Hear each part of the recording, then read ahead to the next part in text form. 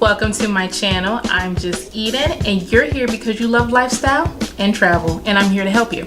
So I've been traveling a lot as of lately. I mean, I travel a lot in general, but I think the main question that I get on my page a lot is, how do you do this? Where do I need to go? What do I need? Blah, blah, blah. So I just figured it'd be easier just to do it this way, and I can just give you weekly tips, like, you know, to help you out on your journey, right?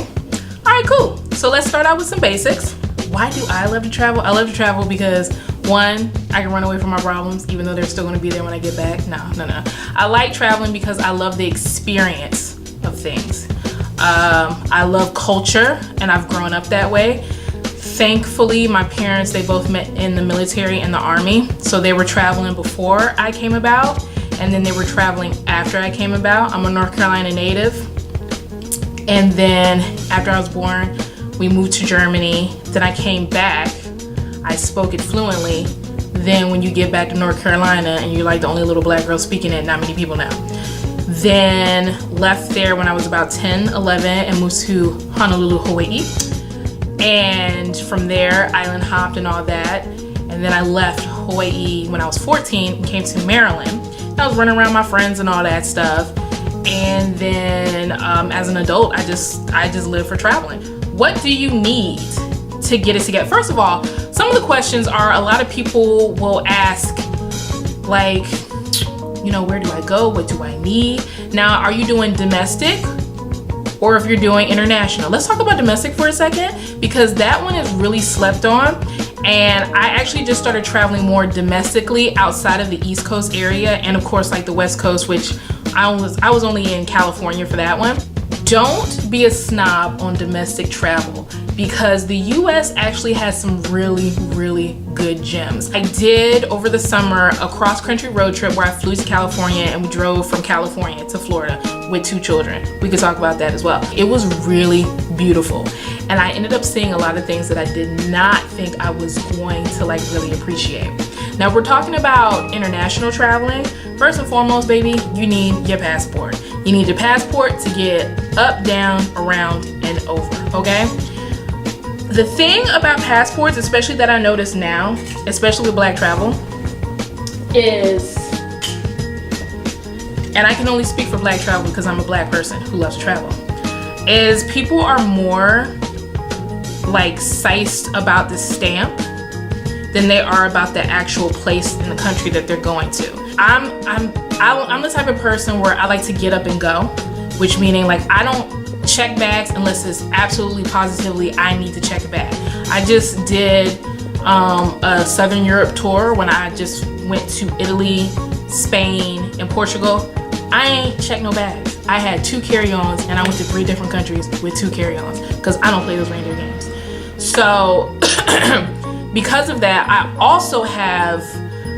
I was TSA pre-check, and then I switched from that to doing global entry.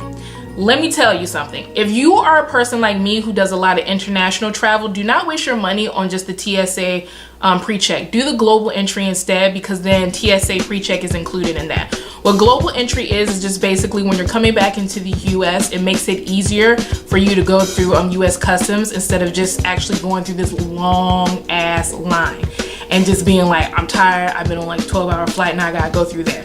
Now, here's the thing. If you do not get your global entry in time, what you can do is have your handy dandy phone with you. And then you have this little joint right up here. Do I have anything embarrassing up on here? No. It's this thing, and it's called the, what is that shit called? Mobile passport. Yes. I don't know if you can see it right there. Mobile passport sometimes works even quicker than global entry. You just gotta do, you know how like if you're coming back on an international flight and they give you those little custom things to fill in and everything? It's basically this. You actually just do this and you just walk by and just breeze, and there's gonna be a kiosk right there. It makes traveling so much simpler.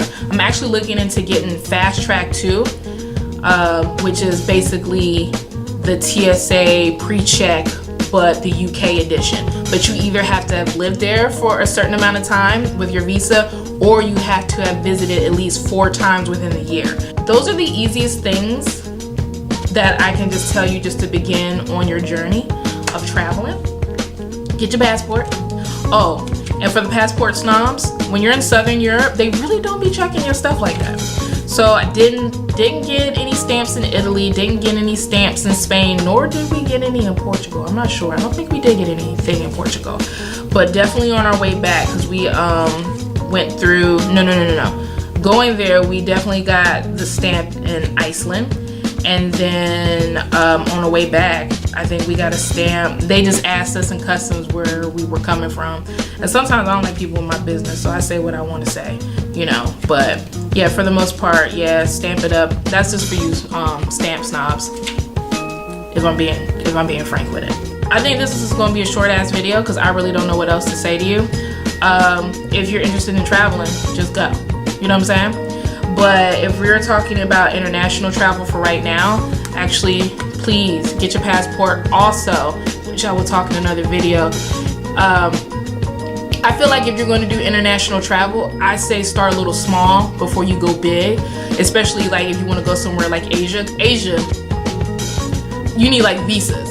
And if you don't know like which one to go to, and I'll break that down in another episode, you will be up shit's creek. They will literally send your ass back home. I would show you. Ooh, no. Yeah, there we go. Right here. Without you seeing any of my like personal information, but this is my global entry card. Yeah, it's official. Like a referee with a whistle. I don't play when it comes to traveling because I like to go in and I like to go out. Other things that I can say, don't be all dressed up when you go to the airport. Nobody cares. You look uncomfortable.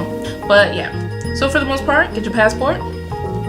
I tell everybody, even the ones who are just beginning to travel, if you're just going to just stick to straight domestic, just get TSA pre-check. If you're going to do international, just get global entry. The global entry is actually $100. I think pre-check is like $80, $100. Just save yourself the trouble. I would just actually just get global entry for even if I'm traveling, even if I'm traveling domestically.